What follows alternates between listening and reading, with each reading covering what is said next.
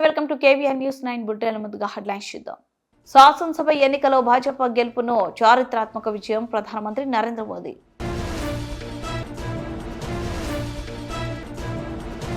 ఇప్పుడు దేశానికి కావాల్సింది మోదీ నమూనాని ముఖ్యమంత్రి చంద్రబాబు నాయుడు.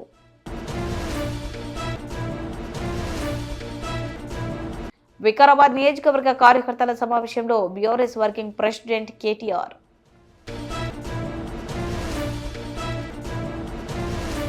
వెనుకొండ రాష్ట్ర అభివృద్ధి కోసం కలిసి పనిచేయాల్సిన తరుణం చీఫ్ విప్ జీవి.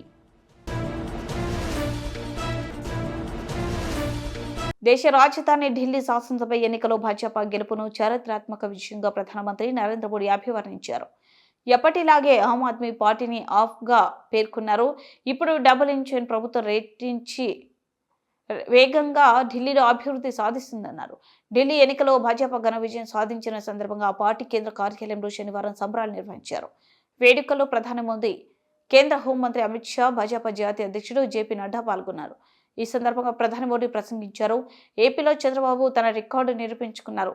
బీహార్లో నితీష్ కుమార్ ఎన్డీఏ పైనే విశ్వాసం ఉంచారని, ఆంధ్రప్రదేశ్లో చంద్రబాబు తన ట్రాక్ రికార్డును నిరూపించుకున్నారని మోదీ ప్రశంసించారు. అయోధ్యలోని మెల్కీపూర్ శాసనసభ నియోజకవర్గంలోని భాజపా అద్భుత విజయం సాధించిన విషయాన్ని ప్రస్తావించారు. బీహార్లో నితీష్ కుమార్ ఎన్డీఏ పైన విశ్వాసం ఉంచారని, ఆంధ్రప్రదేశ్లో చంద్రబాబు తన ట్రాక్ రికార్డును నిరూపించుకున్నారని మోదీ ప్రశంసించారు. साथियों, आज जनता ने फिर एक बार कांग्रेस को कड़ा संदेश दिया है. दिल्ली के चुनाव में कांग्रेस ने जीरो की डबल हैट्रिक लगाई है. देश की राजधानी में देश की सबसे पुरानी पार्टी का लगातार दिल्ली में 6 बार से खाता नहीं खुल रहा है. और ये लोग खुद को पराजय का गोल्ड मेडल देते फिर रहे हैं. सच्चाई ये है कि कांग्रेस पर देश बिल्कुल भरोसा करने के लिए तैयार नहीं है. पिछली बार मैंने कहा था कि कांग्रेस एक परजीवी पार्टी बन चुकी है. ये खुद तो डूबती है, अपने साथियों को भी डुबोती है. साथियों, कांग्रेस एक के बाद एक अपने सहयोगियों को खत्म कर रही है. और इनका तरीका भी बड़ा मजेदार है. आज की कांग्रेस अपने सहयोगों की जो भाषा है, जो उनके एजेंडा है, उसी को चुराने में लगी हुई है. उनके मुद्दे चुराती है, फिर उनके वोट बैंक में सेंध मारती है. यूपी में कांग्रेस उस वोट बैंक को छीनने की कोशिश कर रही है जिस पर समाजवादी पार्टी और बीएसपी अपना हक मानती थी. मुलायम सिंह जी इसको बराबर समझ गए थे. इसी तरह तमिलनाडु में कांग्रेस आज डीएमके की भाषा डबल जोर से बोलती है. उनको डीएमके के वोटर को लुभाना करके खुद की हैसियत बनानी है.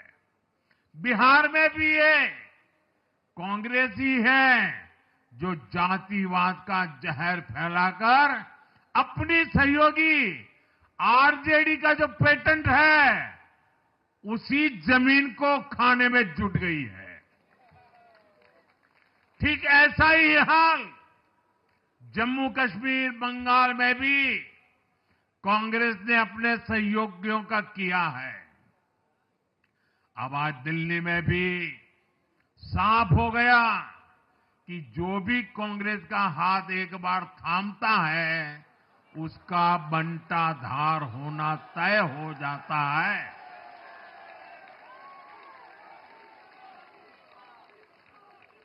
और जो राजनीति का अध्ययन करते हैं उनके लिए मैं आज एक काम छोड़ देता हूं।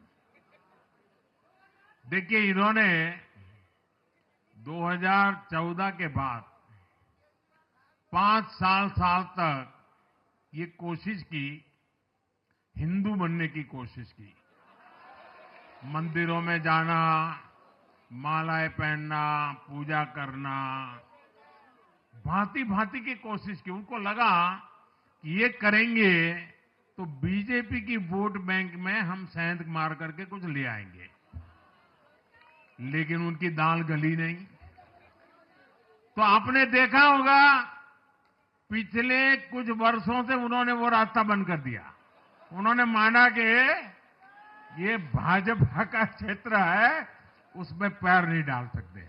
अब जाए तो जाए कहा, तो ये राज्यों की जो अलग अलग पार्टियां अलग अलग अपने मुद्दों पर जो अपनी जान चला रही हैं, अब उनकी नजरें उन पर है। और इसलिए, और वो भी समझ गए होंगे, बोलते नहीं होंगे, समझ गए होंगे कि ये उनको ही खा रहे हैं। साथियों, इंडी गठबंधन దేశంలో రాష్ట్రంలో దృఢమైన ప్రభుత్వాలు ఉండి సరైన సమయంలో సరైన నాయకుడి సారథ్యంలో పరిపాలన స్థిరంగా కొనసాగితే అభివృద్ధి సాధ్యపడుతుందని ముఖ్యమంత్రి చంద్రబాబు అభిప్రాయపడ్డారు. ఎవరికి ఇష్టమున్నా లేకపోయినా భారత్కు ఈ సమయంలో సరైన నాయకుడు ప్రధాని నరేంద్ర మోడీ అని ఆయన అనుసరిస్తున్న అభివృద్ధి నమూనానే దేశానికి కావాలని పేర్కొన్నారు. ఢిల్లీ అసెంబ్లీ ఎన్నికల్లో మోదీ నాయకత్వంలోనే ఎన్డీఏకు ప్రజలు అద్భుత విజయాన్ని కట్టబెట్టారంటూ ప్రధానికి అభినందనలు తెలిపారు. ఢిల్లీలో ఆఫ్ ఏపీలో వైకాపా ప్రభుత్వాలు అనుసరించిన విధానాల్లో చాలా పోలికలున్నాయని, అవి ఘోరంగా విఫలమయ్యాయని, అందుకే ప్రజలు వారిని తిరస్కరించారని పేర్కొన్నారు. శనివారం ఉండవల్లిలోని నివాసంలో విలేకరుల సమావేశంలో చంద్రబాబు మాట్లాడారు. గుజరాత్లో మోడీ నిర్మించిన పునాదులపై భాజపా 5 సార్లు వరుసగా గెలవడం వల్లే ఆర్థిక సంస్కరణలు మొదలైనప్పటికీ నుంచి జీఎస్ఓపీలో ఆ రాష్ట్ర 15 రేట్ల వృద్ధి సాధించిందని గుర్తు చేశారు. 1995 నుంచి 2004 వరకు వివిధ రాష్ట్రాల్లో జీఎస్డీపీ వృద్ధి రేటును చంద్రబాబు విశ్లేషించారు. ఢిల్లీ మనందరం గర్వపడే రాజధాని ఉండాలని కోరుకుంటాం. ఈరోజు విజ్ఞతతో ఢిల్లీ ఓటర్స్ అందరూ కలిసి 27 సంవత్సరాల తర్వాత బీజేపీని ఎన్నుకున్నారు.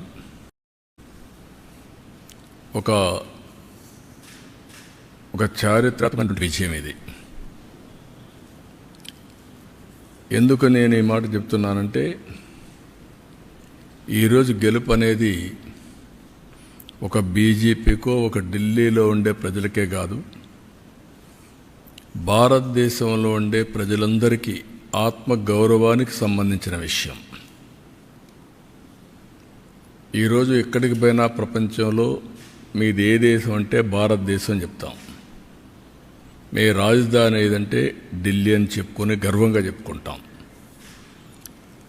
మనం అందరం కూడా మనకు మంచి భవిష్యత్తు ఉండాలి, ఎక్కువ అవకాశాలు ఎక్కడ ఉంటాయనుకుంటే మన రాజధానికి పోవాలనుకుంటాం. అది రాష్ట్ర రాజధాని కానీ దేశ రాజధాని కానీ. యాస్పిరేషన్స్ని ఫుల్ఫిల్ చేసే ప్లేస్గా ఉండాలి. అలాంటి రాజధాని ఇటీవల కాలంలో ఒక వెదర్ పొల్యూషన్, ఒక పొలిటికల్ పొల్యూషన్, ఈ 2 పొల్యూషన్స్ కలిపి ఢిల్లీకి పోవడం మానేసి ఢిల్లీ నుంచి వేరే ప్రాంతాలకు వెళ్ళిపోయే పరిస్థితికి వచ్చారు. ఒకప్పుడు బీహార్ నుంచి ఒక ట్రైన్ ఎవ్రీడే లేబర్ అంతా కూడా అక్కడ పోయి పని చేసుకుని మళ్ళా ఈవినింగ్ ఢిల్లీ నుంచి బీహార్కి వెళ్ళేవాడు. ఇప్పుడు బీహార్ నుంచి ఢిల్లీకి రావడంలా పరిపాలన అంటే ఎట్లుంటుందంటే, ఒక్కొక్కసారి పరిస్థితులన్నీ కూడా తారుమారయ్యే పరిస్థితులు వస్తుంది. దానికి ఉదాహరణ ఢిల్లీ. అయితే ఇక్కడ ఏ మోడల్ వర్కౌట్ అవుతుంది భారతదేశంలో అనుకుంటే, ప్రపంచంలో ఎక్కడ కానీ భారతదేశంలో కానీ పీపుల్ ఫస్ట్. ఒక సస్టైనబుల్ మోడల్ క్రియేట్ చేయాల్సిన అవసరం ఉంది. అదే నరేంద్ర మోడీ ఒక సస్టైనబుల్ మోడల్ని క్రియేట్ చేస్తున్నాడు. ఆయన్ని మనస్ఫూర్తిగా అభినందిస్తున్నాం. ఈరోజు ఢిల్లీలో గెలుపు కూడా ప్రధానమంత్రి నరేంద్ర మోడీ గారిపై నుండే నమ్మకం. ఆ నమ్మకంతో ఢిల్లీ ప్రజలు నరేంద్ర మోడీ గారి నాయకత్వాన్ని బలపరిచారు. ఇప్పుడు నేను మాటల్లో చెప్పడం కాకుండా విత్ ఫ్యాక్ట్స్ అండ్ ఫిగర్స్ కూడా మీకు ఎక్స్ప్లెయిన్ చేస్తున్నా ఏ మోడల్ వర్కౌట్ అవుతుంది దానికి. ఇప్పుడు మీరు చూస్తే డెవలప్మెంట్ జరగాలి.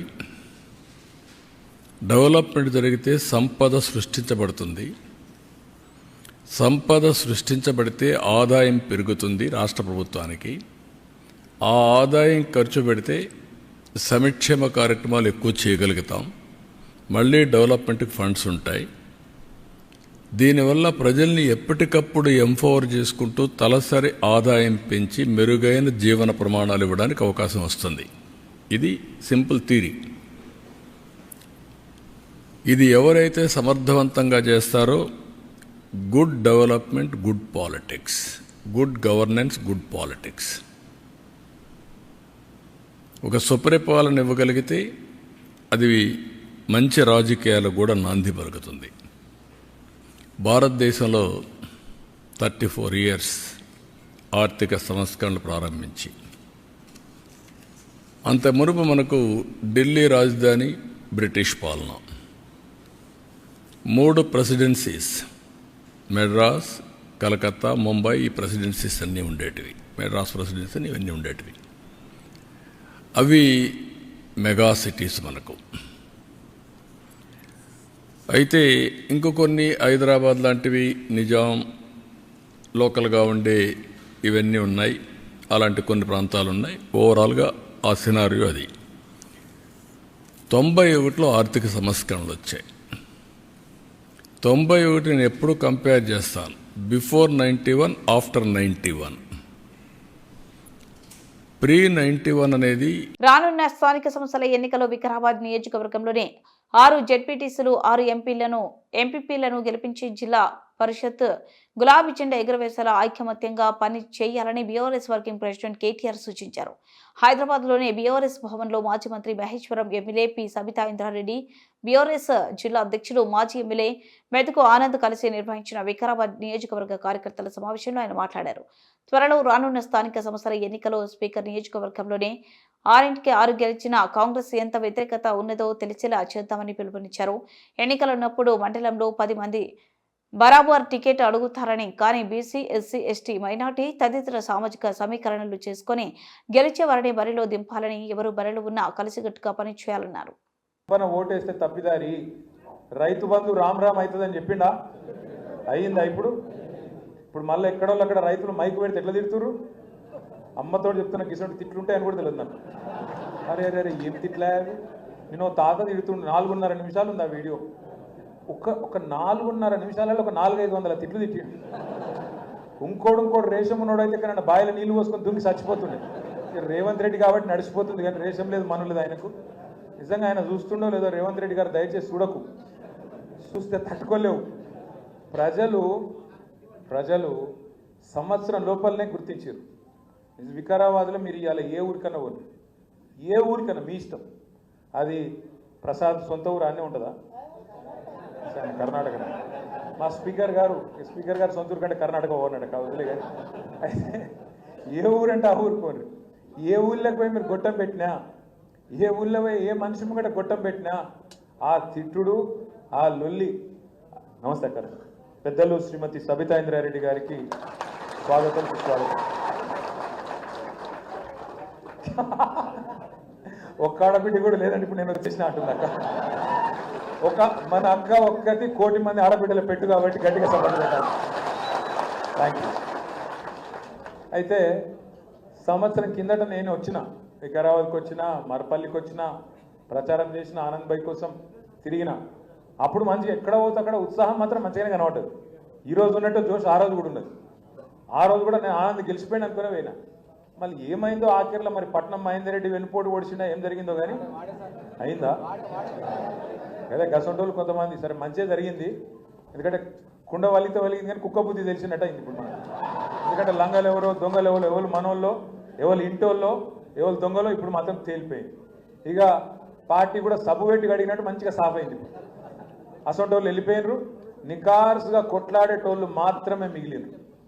పెద్దలు కేసీఆర్ గారు ఎప్పుడు చెప్తుంటారు, ఏ సంస్థలనైనా ఏ పార్టీలనైనా రెండు రకాల వ్యక్తులు ఉంటారు. ఒకటి పోరాటవాదులు, అంటే ఫలితం ఎట్లున్నా ఎవరు అవతల ఎంత శక్తివంతుడున్నా, మా సవితక్క లెక్క మొన్న మీరు చూసింటారు మహేశ్వరంలో కాంగ్రెస్ వాళ్ళు అవమానిస్తే ఆడబిడ్డను లేదా అవతలోడు అధికారంలో ఉన్నాడు అని ఆలోచించలేదు, కింద అక్కడనే కూర్చున్నది అంటే మొత్తం రాష్ట్రం అంతా అగ్గిపెట్టి మొత్తం రేవంత్ రెడ్డికి చుక్కలు చూపెట్టింది. ఆ రోజు అసెంబ్లీలో రేవంత్ రెడ్డి అవమానిస్తే మా అక్క సవితక్క, తర్వాత సునీత లక్ష్మారెడ్డి గారు, కోవ లక్ష్మక్క ముగ్గురు మమ్మల్నేమో ఎత్తవతల వాడేసారు, సస్పెండ్ చేశారు. ముగ్గురు ఆడబిడ్డలు అక్కడనే 4.5 గంటల పాటు నిలబడ్డారు. మైక్ కావాలని చెప్పి సీటు ముంగట నిలబడ్డారు. మీ స్పీకర్ గారు ఇయ్యలే, మీ వికారాబాద్ ఎమ్మెల్యే స్పీకరు ఆయన మైక్ ఇయ్యాడు. రేవంత్ రెడ్డి ఇషారా మీకెళ్ళి నడుస్తాడు. బయటనేమో పెద్ద పెద్ద పోజులు కొడతాడు రేవంత్ రెడ్డి, మాది ప్రజాపాలన, మేము స్వేచ్ఛనిస్తున్నాం, మేము ఇది ఇస్తున్నాం అది ఇస్తున్నాం, గంటలు మాట్లాడుర్రి అంటాడు. ఆడ నిమిషం మైక్ అని గడగడ వణికిపోతున్నాడు. ఎందుకు? ఎవ్వలకు మన టీఆర్ఎస్ వాళ్ళకు మైక్ ఇచ్చిన ఫుట్బాల్ ఆడుతున్నారు అసెంబ్లీలో, అందుకే భయపడి ఒక్క ప్రశ్నకు సమాధానం చెప్పే తెలివిలేదు. ఒక్క ప్రశ్నకు సమాధానం చెప్పే తెలివిలేదు. వీళ్ళే కదా చెప్పింది, మనం ఏమైనా అడిగినామా? ఏమన్నారు ఆ రోజు రేవంత్ రెడ్డి గారు రుణమాఫీ విషయంలో? ఎంబడే ఉరుకుండ్రి బ్యాంకుకు, డిసెంబర్ 9 లోపల ఎప్పుడన్నా పోయి 2 లక్షలు తెచ్చుకోండి, నేను వస్తూనే ఉండి సంతకం పెడతానే ఉంటా అన్నాడు. అయిందా మరి? ఏ ఊళ్ళోనైనా చారణ అయిందా రుణమాఫీ? అందుకే రేవంత్ రెడ్డి గారిని అడిగినాం అసెంబ్లీలో, మైకు దొరికింది. దొరికితే అడిగినా, ఏ ఊరు పోదామా చెప్పు, నీ కొండారెడ్డిపల్లె పోదామా నీ సొంతూరు, లేదా కొడంగల్ పోదామా, యాడికి పోదామో చెప్పు, నువ్వే చెప్పు, దబ్బనగిన ఎక్కడైనా ఏదైనా ఒక ఊళ్ళో రైతులు రాసిస్తే 100% రుణమాఫీ అయిందని ఏ ఒక్క ఊళ్ళో రాసిచ్చిన రాష్ట్రంలో రాజకీయ సన్యాసం చేస్తా అని చెప్పిన ఇయ్యాల కూడా కట్టుబడు. ఎక్కడ కాలే రుణమాఫీ, 100% రుణమాఫీ అనేది పచ్చి బోగస్. 25% కూడా కాలే. ఇది నేను ఉత్తగానే అమాంతం తగదని చెప్తలేను. ఇదే రేవంత్ రెడ్డి ప్రభుత్వం డిసెంబర్ 2023లో రాగానే బ్యాంకులతో మీటింగ్ పెట్టారు. మీటింగ్ పెడితే బ్యాంకు వాళ్ళు ఏం చెప్పారు, మొత్తం రాష్ట్రంలో 2 లక్షలు రుణమాఫీ చేయాలంటే 49,500 కోట్ల రూపాయలు అవసరం అని చెప్పారు. 49,500 కోట్లు అంటే దగ్గర 50,000 కోట్లు కావాలి అని చెప్పారు. తెల్లారి ముఖ్యమంత్రి గారు ఎక్కడో ప్రెస్ మాట్లాడింది, ఏమున్నదా 40,000 కోట్లు మేము ఒక్క సంవత్సరం కడుపు కట్టుకుంటే 40,000 కోట్లు కట్టిపారేస్తా అన్నాడు. నేను చూస్తూ ఉంటే ఆ ప్రెస్ మీట్ 9,500 కోట్లు తెల్లారి వరకే మాయమైపోయినాయి. 49,500 కోట్లకి వెళ్ళి తెల్లారే ముఖ్యమంత్రి నోటి కాడికి వచ్చే వరకు 9,500 కోట్లు ఎగిరిపోయినాయి. సరే అయినప్పటికీ కడుపు కట్టుకుంటా అన్నాడు, చేస్తాడేమో 40,000 కోట్లు కడతాడేమో అనుకున్నాం. మళ్ళా చూస్తే ఇంకో 15 రోజులకు క్యాబినెట్ పెట్టింది. క్యాబినెట్లో రుణమాఫీ అని చెప్పారు, ఇది పార్లమెంట్ ఎలక్షన్ కోసం 31,000 కోట్లు అన్నారు. పూర్వం 40,000 కోట్లు 31,000 కోట్లు ఎట్లయిందిరా అంటే చెప్పేటోడు లేడు. 9,000 కోట్లు ఇంకోటి కట్టు. ఆడికెళ్ళి మళ్ళీ వెంటనే అసెంబ్లీలో బడ్జెట్ పెట్టింది. 31,000 కోట్లు పోయింది. క్యాబినెట్ నుంచి అసెంబ్లీకి వచ్చే వరకు 5,000 కోట్లు మాయమైంది. 26,000 కోట్లు అన్నారు, అది కూడా పోయింది. ఆడికెళ్ళి మొన్న ముఖ్యమంత్రి గారు మహబూబ్ నగర్లో పెద్ద మీటింగ్ పెట్టి ఒళ్ళు పెట్టుకుంటే చెప్తుండు, నేను మొత్తం రుణమాఫీ చేసేసిన 18,000 కోట్లు ఇచ్చిన అని అక్కడ చెప్పిండు. అంటే ఆడికెళ్ళి మళ్ళీ 8,000 కోట్లు వీకింది. బట్టి విక్రమార్క గారు పాపం ఆయన అమాయకుడు, ఆయనతో నిజం చెప్పిండు ఒక్కడ మాట్లాడుకుంటా ఇప్పటి వరకు ఖాతాలలో 11,000 కోట్లు కూడా పడలేదు అని ఆయన చెప్పిండు. ఎక్కడ 49,500, ఎక్కడ 11,000. అందుకే నేను అంటున్నా చారాన కూడా కాలే, ఇది వాస్తవం. అందుకే ఏ ఊళ్ళో రైతుల కాడ గొట్టం పెట్టగానే ఏమంటారు, రమ్మన్ రేవంత్ రెడ్డి మేము చూస్తాం, ఇక్కడ రమ్మన్ ఒకసారి అంటారు. స్థానిక నాయకులు వారి అనుచరులంతా కూడా వినుకొండ పట్టణం రాష్ట్ర అభివృద్ధి కోసం కలిసి పనిచేయాల్సిన తరుణం ఇది అని పిలుపునిచ్చారు. ప్రభుత్వ చీఫ్ విప్ ఎమ్మెల్యే జీవి ఆంజనేయులు విజ్ఞాత విశాల హృదయంతో అభివృద్ధి సుపరిపాలన కోసం తెలుగుదేశంలో చేరే వారందరినీ మనస్ఫూర్తిగా స్వాగతిస్తామన్నారు. పల్నాడు జిల్లా వినుకొండ మున్సిపల్ చైర్మన్ దశగిరి దంపతులు శుక్రవారం తేదీపలో చేరారు.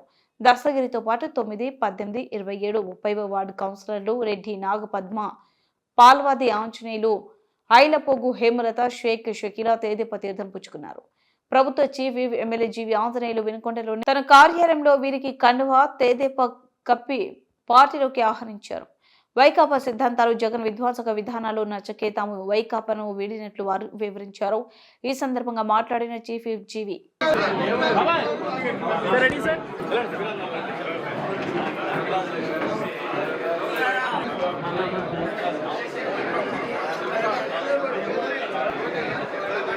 తెలుగుదేశం పార్టీకి సాధారణంగా ఆహ్వానిస్తున్నాం. రెడీ సార్ బాలసుబ్రహ్మణ్యం గారు కూడా కోరుతున్నాం.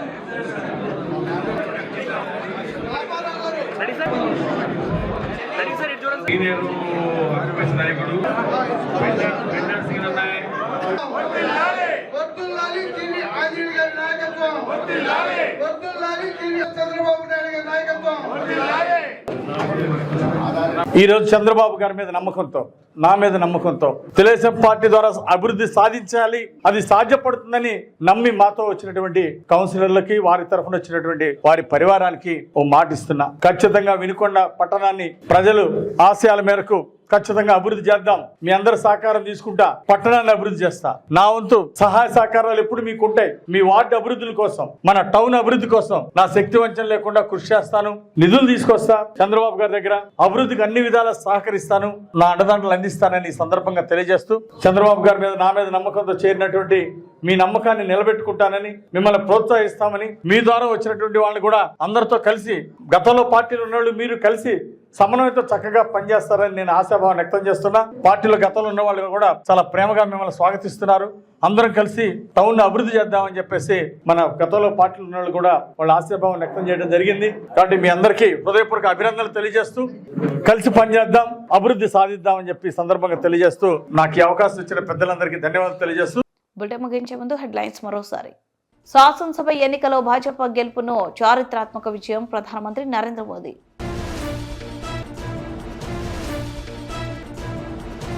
ఇప్పుడు దేశానికి కావాల్సింది మోదీ నమూనాని ముఖ్యమంత్రి చంద్రబాబు నాయుడు.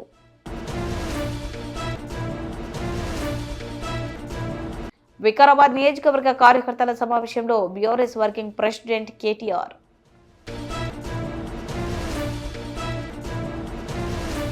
వినుకొండ రాష్ట్ర అభివృద్ధి కోసం కలిసి పనిచేయాల్సిన తరుణం. చీఫ్ విప్ జీవి.